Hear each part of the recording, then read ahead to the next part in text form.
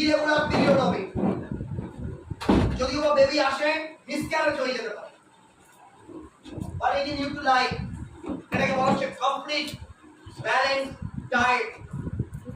এই নিউক্লিয়াইদের মধ্যে ন্যাচারাল ফাইবার, যে fibre acidity, constipation, heart blockage, cholesterol, triglyceride, ডায়াবেটিসকে কন্ট্রোল করতে সাহায্য করে। তাই যাদের এই প্রবলেমগুলো আসে, যে কোনো ডক্টর তাদেরকে ফাইবার খেতে বলে।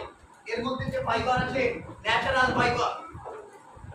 একটি মেয়ে যখন গাইনি প্রবলেমে অ্যাটাক হয়, যে কোনো ডক্টর থেকে প্রথম সাজেস্ট করে ফলিক অ্যাসিড। এর মধ্যে ন্যাচারাল ফলিক অ্যাসিড আছে, natural calcium, sodium, potassium.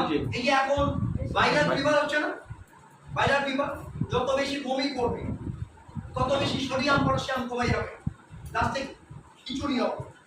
But এর মধ্যে sodium, potassium, vitamin, mineral, calcium, zinc, fibre, তাই বলা হচ্ছে complete balance diet. This is patented, কেউ তৈরি করতে পারবে না, কেউ মার্কেটিং করতে পারবে না, কেমিক্যাল নেই।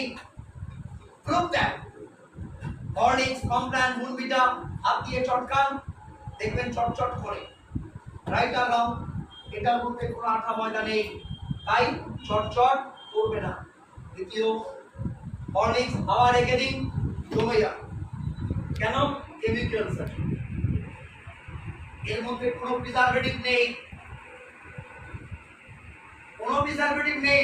হাওয়ায় রেখে দিন, জমে গেল, জলের মধ্যে দিন, হরলিক্স ভাসে। রাইট আর রং, এটা দেখবেন অটোমেটিক্যালি জলে দেওয়ার সাথে সাথে ভুলে যাবে। ক্লিয়ার?